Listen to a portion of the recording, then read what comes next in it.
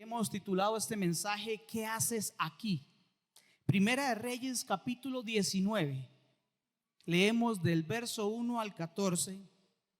Primera de Reyes capítulo 19. Leo para ustedes. Acab dio a Jezabel la nueva de todo lo que Elías había hecho y de cómo habían matado a espada a todos los profetas. Entonces envió Jezabel a Elías un mensajero diciendo: así me hagan los dioses y aún me añadan, si mañana a estas horas yo no he puesto tu persona como la de uno de ellos. Continúa la palabra diciendo: viendo pues el peligro, se levantó y se fue para salvar su vida, y vino a Beerseba, que está en Judá, y de allí dejó a su criado y se fue por el desierto un día de camino, y vino y se sentó debajo de un enebro y deseando morirse, dijo: basta ya, oh Jehová, quítame la vida, pues no soy yo mejor que mis padres. Y echándose debajo del enebro se quedó dormido, y he aquí luego un ángel le tocó y le dijo: levántate y come. Entonces él le miró, y he aquí en su cabecera una torta cocida sobre las ascuas y una vasija de agua, y comió y bebió y volvió a dormirse. Versículo 7. Y viniendo el ángel de Jehová la segunda vez le tocó diciendo: levántate y come, porque largo camino te resta. Y se levantó pues, comió y bebió, y se fortaleció con aquella comida, y caminó 40 días y 40 noches hasta Horeb, el monte de Dios. Versículo 9. Y allí se metió en una cueva donde pasó la noche, y vino a él palabra de Jehová de los ejércitos, y vino a él palabra de Jehová de los ejércitos, que le dijeron, y vienen signos de pregunta, ¿verdad? ¿Qué haces aquí, Elías? El 10 dice: él le respondió: he sentido un vivo celo por Jehová de los ejércitos, porque los hijos de Israel han dejado tu pacto, han derribado tus altares y han matado a espada a los profetas, y solo yo he quedado, y me buscan para quitarme la vida. Y él le dijo: sal fuera y póntete en el monte delante de Jehová. Y he aquí Jehová pasaba, dice, y un grande y poderoso viento que rompía los montes y quebraba las peñas delante de Jehová, pero Jehová no estaba en el viento.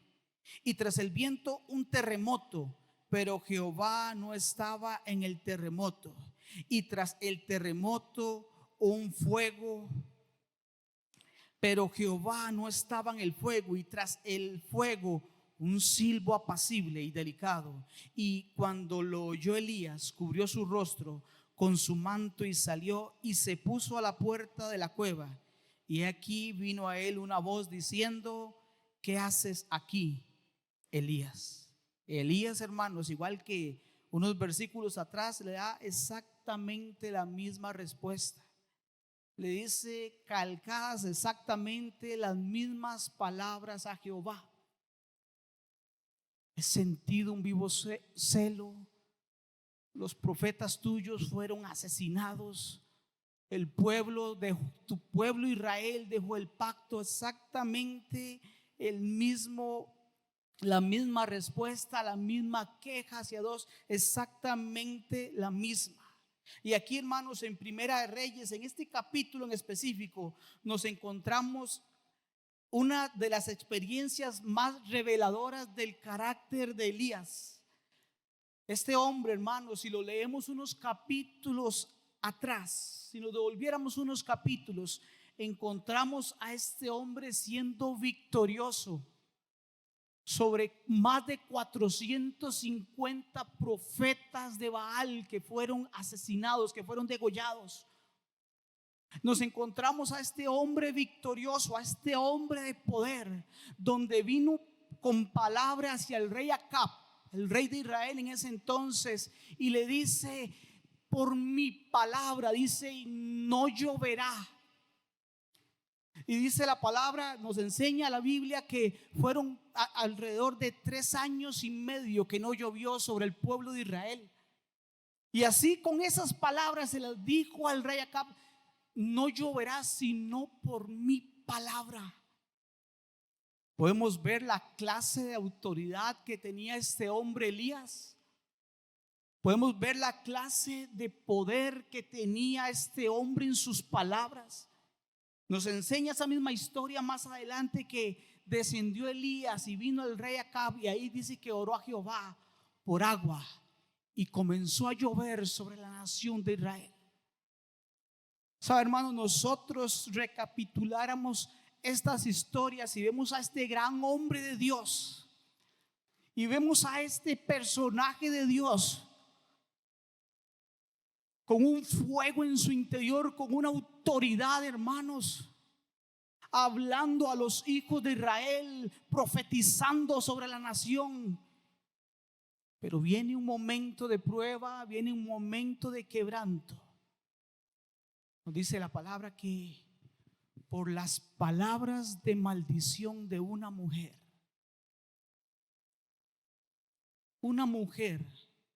le lanzó palabras hirientes, palabras que causaron temor, que causaron miedo en la vida de Elías.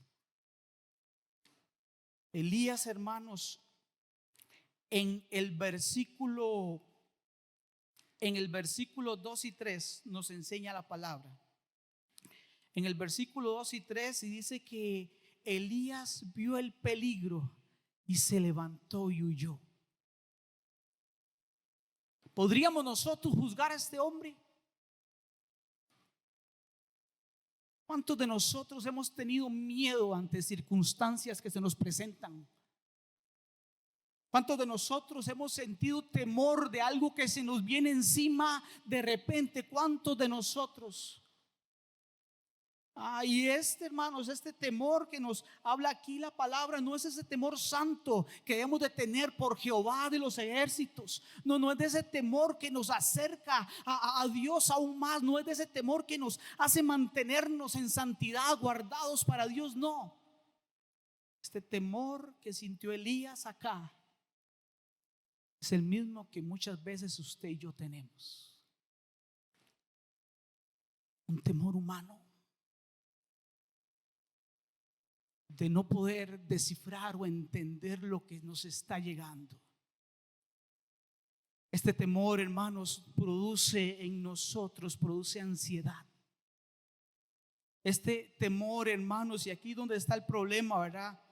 Trae ansiedad, miedo, puede causarnos pánico. Esto, hermanos, nos puede paralizar por completo. Y a raíz de estos temores, hermanos, muchas personas han perdido ofertas laborales muy buenas por temor. Han perdido oportunidades de crecimiento en medio de su trabajo y han dicho no por temor. Muchas veces en medio de una relación marital, alguno de los dos ha dicho no más por temor a que me fallen, por temor a que me sean infiel. El temor, hermanos, es algo que puede ser poderoso en la vida del ser humano y puede volcarlo completamente. El temor puede hacernos hacer cosas que no queremos hacer, tomar decisiones que no queremos tomar. Nos sentimos en la obligación de hacer eso por miedo, por temor. El temor puede borrar nuestra memoria y no hacernos recordar lo que Dios ha venido haciendo año tras año en nuestra vida. El temor puede agarrar a un soldado preparado, equipado, con suficiente conocimiento para ir a batalla y puede hacerlo y puede ponerlo a llorar como un niño escondido. Eso fue lo que le pasó al profeta Elías. Elías se asusta, tiene temor y huye. Elías no soporta la prueba que está viniendo, no soporta el momento que se le viene encima y decide huir. Eso hace el profeta Elías. Y en esos momentos, hermanos, es cuando no podemos ver claramente, es cuando no podemos ver realmente el propósito de Dios para nosotros. Es en ese momento donde olvidamos lo que está escrito en la palabra. Es ahí, hermanos, en la palabra donde podemos encontrar realmente la protección que necesitamos. La palabra nos enseña en el libro de Isaías, en el capítulo 26, versículo 3, dice: tú guardarás en completa paz a aquel cuyo pensamiento en ti persevera, porque en ti ha confiado. Esa es la palabra de Dios sobre nosotros, sus hijos. Pueblo, en el momento que venga temor a tu vida, toma la palabra de Dios y aférrate a ella. Aférrate a ella, que el temor no te doblegue, que el temor no te lleve a la oscuridad, que el temor no te lleve a tomar malas decisiones.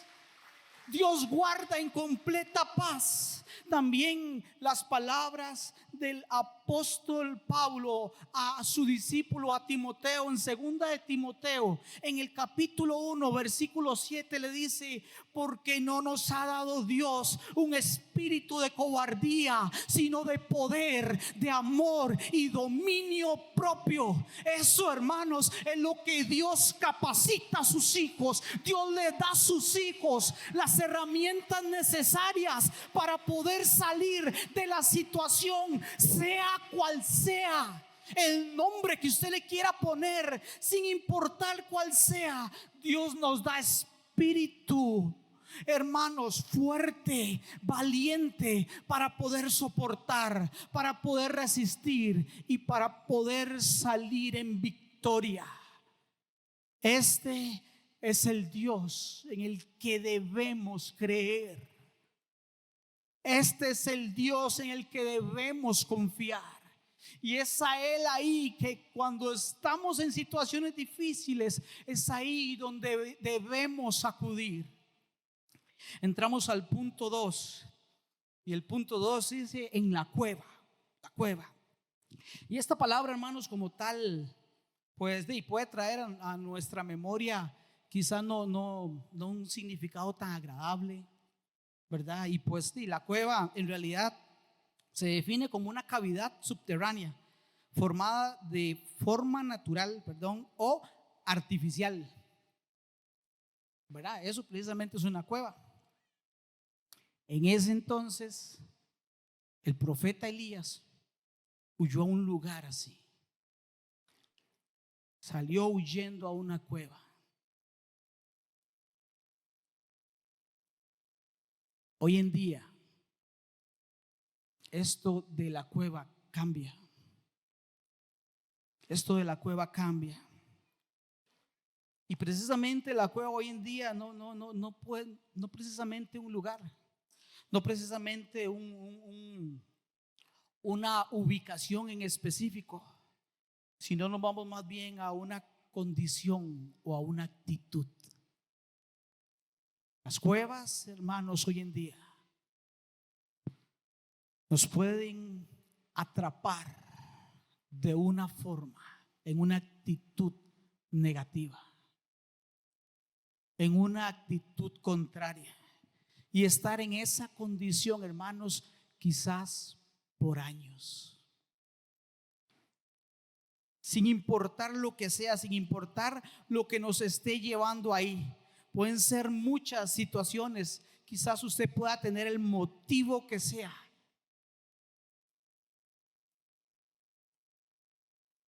pero nos hace mantenernos alejados. Eso hace una cueva, hermanos. Nos absorbe y nos tiene atrás. En esto, hermanos, de la cueva podríamos encontrarnos a muchas personas, sin importar de su posición en el trabajo, sin importar de su posición en el hogar, sin importar de su posición en la iglesia. Y es aquí donde nos encontramos a nosotros mismos diciéndole a nuestros líderes, a nuestras autoridades: no, usted puede ayudarme con tal cosa. No, que lo haga otro.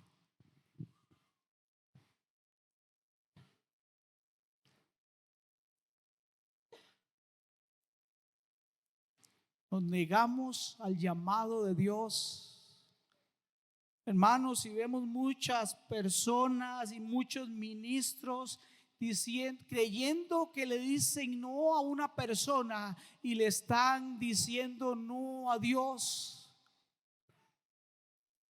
No tengo la capacidad para poder hacerlo. No, es que eso no es lo mío. Y nos vemos vez tras vez en un pensamiento contrario, en una idea contraria a lo que Dios quería llevarnos, a donde Dios quería dirigirnos, y nos encontramos diciendo no. Da miedillo. ¿Cuánto les ha pasado que en algún momento les han llamado para solicitando alguna ayuda para alguna tarea y usted no se siente capacitado? Nos ha pasado. Y nos llaman y nos solicitan algo, nos piden algo, y me encuentro diciendo no. Me encuentro diciendo no al llamado que Dios me ha hecho, no a la posición que Dios me quiere dar, diciendo no y no. Hermanos, el miedo nos arrastra y nos hace estar ahí esclavos en una cueva, nos hace estar ahí en el olvido, ahí donde creemos que estamos seguros, aquí donde nada nos puede pasar, aquí donde estoy nadie me puede decir nada, nadie me puede atacar.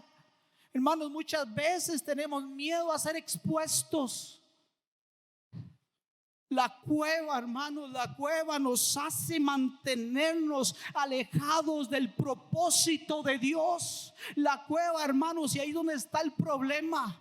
La cueva nos hace estar separados completamente del propósito que Dios tiene para con mi vida. Esa es la cueva donde muchas veces usted y yo huimos. Muchas veces nos encontramos en situaciones donde queremos dejar todo botado, donde creemos que no tenemos la capacidad para poder salir adelante.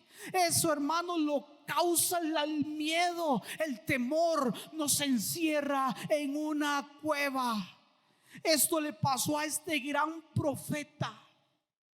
Esto le pasó a este gran hombre de Dios. La cueva lo encerró, hermanos. Y sabe, se nos olvidan palabras como lo que está escrito en la Biblia en 1 Samuel, en el capítulo 2, versículo 2, dice: no hay santo como Jehová, y porque no hay ninguno fuera de ti, y no hay refugio como el Dios nuestro.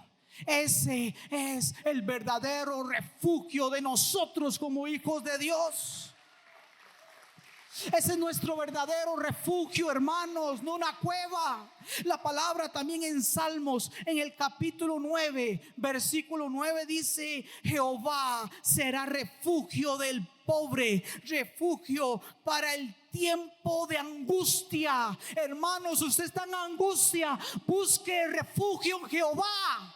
Busque refugio en Dios, no en otras cosas. No huya de lo que está sucediendo. Dios utiliza la prueba para hacerte madurar, para hacerte crecer, para ayudarte en los planes que Él tiene a futuro para contigo. Para eso Dios utiliza esos momentos difíciles. Para eso Dios utiliza esos momentos desgarradores. Para esto específicamente, hijo, confía en mí.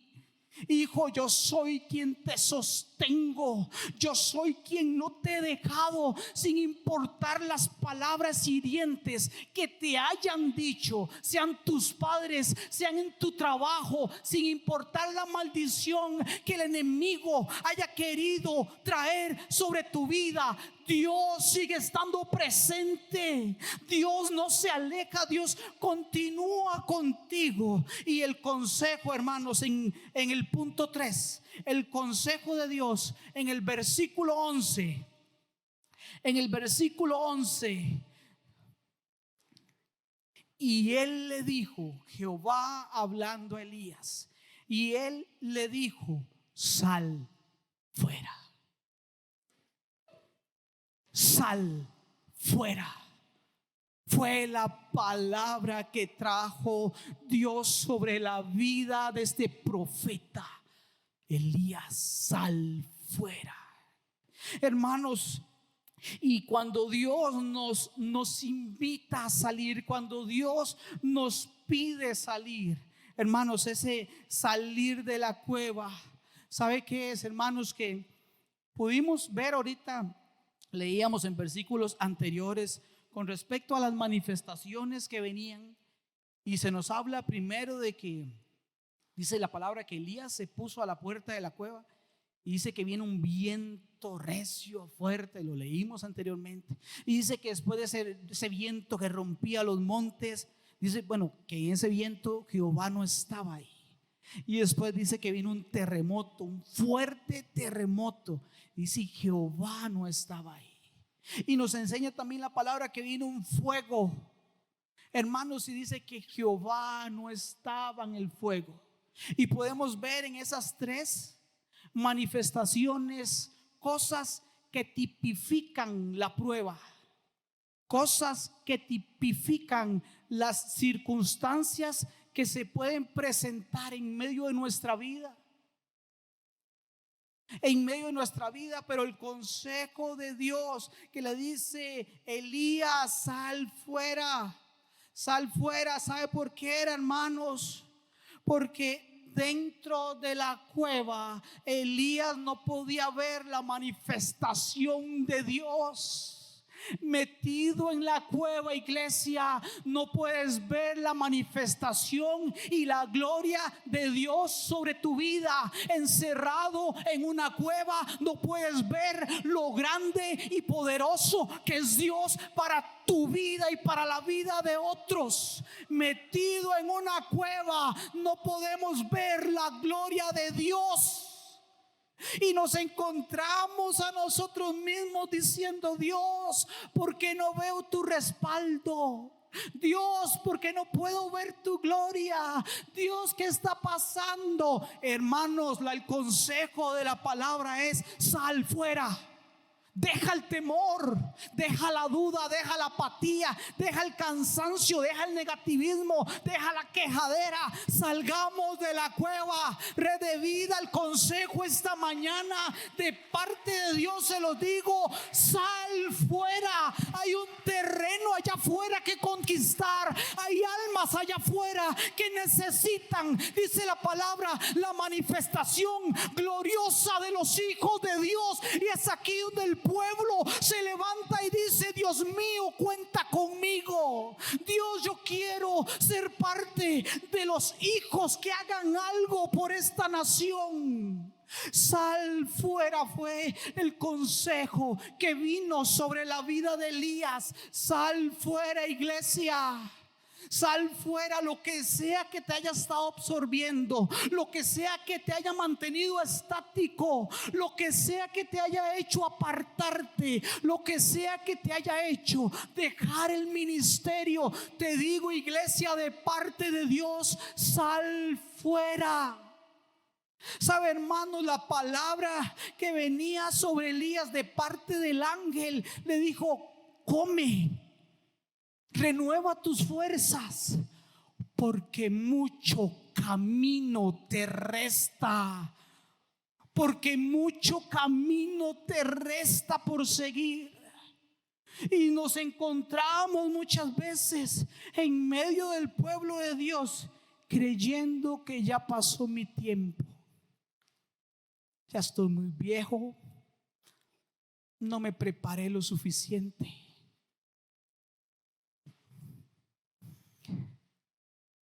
Y nos echamos atrás. Y nos echamos atrás.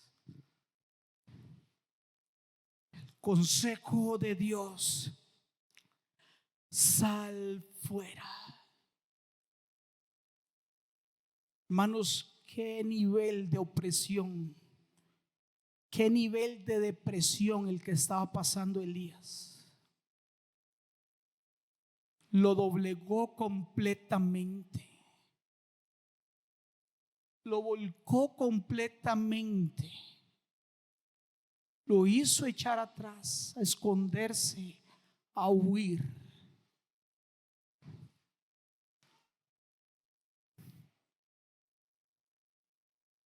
¿Quién sabe qué palabras hubieran salido de nuestra boca si hubiéramos estado en la posición de Dios?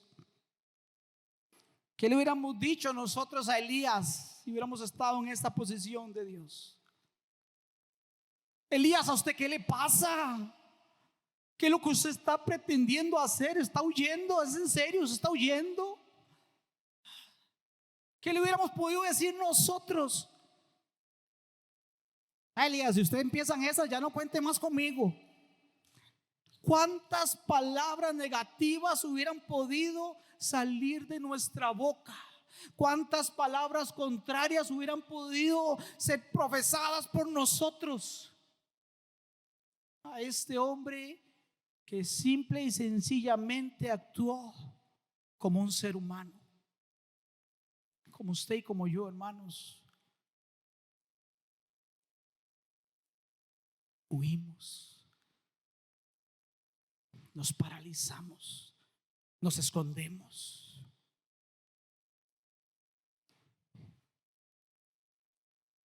Y de forma de conclusión, que precisamente por esto fue que escogimos este título, ¿verdad? Esta pregunta que Jehová le hace a Elías: ¿qué haces aquí? Y esto lo leemos en el versículo 9 y en el versículo 13, exactamente la misma pregunta. Y Dios diciéndole que salga afuera. Hay algunos pensadores, una línea teológica que cree que Elías, porque si lo leemos del verso 9 en adelante, vemos a este hombre Elías donde dice que salió y se puso a la puerta de la cueva, ya estaba afuera, ¿verdad? Pero que por las circunstancias que estaban viniendo, que estaban viviendo ahí, el viento fuerte, el terremoto y el fuego, esta línea o este pensamiento teológico cree que Elías nuevamente se volvió a meter a la cueva para esconderse, para buscar refugio. Y está también la otra postura, que dicen que Elías, sí, desde la primera vez que Dios le dijo sal fuera, Elías salió. Y dice que estaba a la puerta de la cueva, ya estaba fuera de la cueva, pero que su condición lo hacía mantenerse encerrado en la cueva, pero que su postura, sus pensamientos, su corazón le hacían todavía estar aferrado a la cueva, a ese lugar oscuro, a ese lugar donde él se sentía protegido. Están estas dos posturas. Y aquí lo lindo a rescatar con respecto a esta pregunta que Jehová Dios le hace, le dice: ¿qué haces aquí? Hay una pregunta puntual ahí. ¿Qué haces aquí? Dios no le dice, ¿qué haces ahí? ¿Qué haces allá? No, no, no. No es la pregunta que Dios le está haciendo. Está diciendo, ¿qué haces aquí? Y esto, por supuesto, nos deja en claros, pueblo, que Dios, que Jehová mismo estaba ahí con Elías en la cueva. Dios mismo hace hasta lo imposible, iglesia, para estar a tu lado sin importar de las malas decisiones que tomes, sin importar que hayas dejado todo botado y que te hayas echado atrás deseando morirse, dice la palabra. A Dios no le importa eso y Dios te sigue acompañando ahí en donde estás. Por más oscuro que veas el panorama, por más difícil que veas la situación, Dios está ahí metido contigo, hermanos. Dios está ahí aún sosteniendo tu vida. Dios sigue estando ahí presente. Y en el libro de Isaías, en el capítulo 42, versículo 2, leemos: cuando pases por las aguas, yo estaré contigo, y si por los ríos, no te anegarán. Cuando pases por el fuego, no te quemarás, ni la llama arderá en ti. Pueblo, no quiere decir que las aguas no nos puedan ahogar. No quiere decir que los ríos no nos puedan arrastrar en medio de su poderosa corriente. No quiere decir que el fuego no pueda traer daño a nuestra vida. No, la palabra aquí a rescatar es casi que el centro de ese versículo,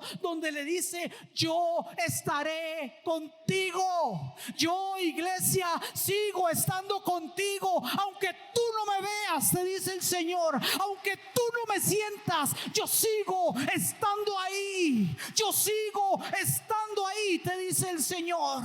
Yo sigo sosteniéndote.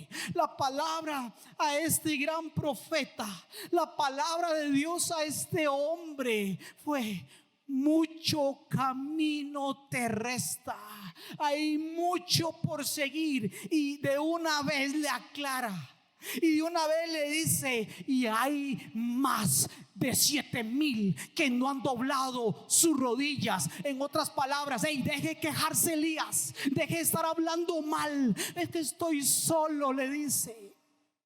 Estoy solo. ¿Cuál solo? Tengo más de 7,000 que no han doblado sus rodillas y no han besado a Baal, le dice Jehová. Elías, sigue habiendo un pueblo mío temeroso. Sigue habiendo hombres y mujeres que se están guardando para mí. Sigue habiendo hombres y mujeres que no se doblegan ante la prueba, que no se doblegan ante las circunstancias, que no se doblegan ante las situaciones.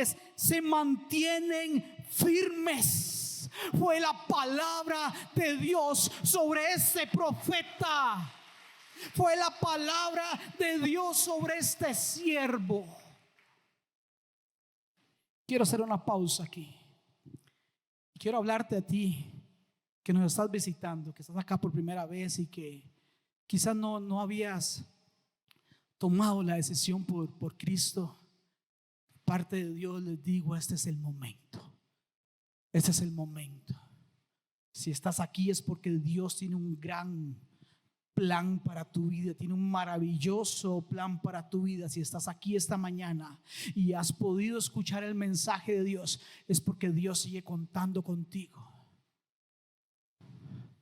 La palabra nos enseña: porque de tal manera amó Dios al mundo, que envió a su Hijo unigénito. Hermanos, Dios permitió que Cristo Jesús viniera a esta tierra así, y su principal función fue rescatar al mundo del pecado. ¿Sabe, hermanos? El pecado nos aleja de Dios. El pecado nos hace mantenernos en pensamientos contrarios a Dios. El pecado nos hace separarnos de la presencia del plan de Dios. Ese es el pecado que viene como una enfermedad a carcomer nuestras vidas, que viene a traer ahí dificultad a nosotros y no podemos ver claramente. Ese es el pecado. Pero hace más de 2000 años vino este hombre, vino Cristo Jesús a esta tierra y permitió que sus manos fueran traspasadas en una cruz, permitió que sus pies fueran traspasados, permitió que pusieran corona de espinas en su cabeza. Jesús permitió que su costado fuera traspasado, hermanos, para poder reconciliarse con a ti, con su Padre, con Jehová Dios. Eso fue lo que Cristo Jesús vino a hacer a esta tierra. Pagar el precio que usted y yo debíamos pagar. Cristo Jesús nos enseña la palabra que vino a dar su sangre en la cruz del Calvario por amor a nosotros. Ese es Cristo quien en Apocalipsis 3:20 nos dice: he aquí, estoy a la puerta, estoy tocando a la puerta. Si alguno oye mi voz y viene y abre, yo entraré en él, cenaré con él y él conmigo. Esta es la oportunidad que Cristo te da para que puedas reconciliar tu vida. El pueblo de Dios comienza a interceder. Y quiero pedirte que a usted que nos visita, a usted que necesita reconciliarse con Dios, yo quiero que me permitan guiarles en una oración. Quiero que, sin importar quién esté a tu lado, que usted pueda repetir conmigo: Señor Jesús, he escuchado tu palabra y he escuchado que tú quieres que mi vida sea mejor. Tú quieres que sea feliz. Tú quieres que hayan cambios en mi vida. Dile: te pido perdón. Dígaselo: Jesús, perdóname. Perdona la maldad que he hecho, perdona el pecado, las cosas malas que he hecho. Dígaselo: perdóname, Señor. Dile: ya no quiero eso más, renuncio a eso. Dile: Jesús, te abro la puerta de mi corazón y te recibo como mi Señor y como mi Salvador. Dile: Cristo, quiero que seas el centro de mi vida y que mi nombre sea escrito en el libro de la vida, Señor.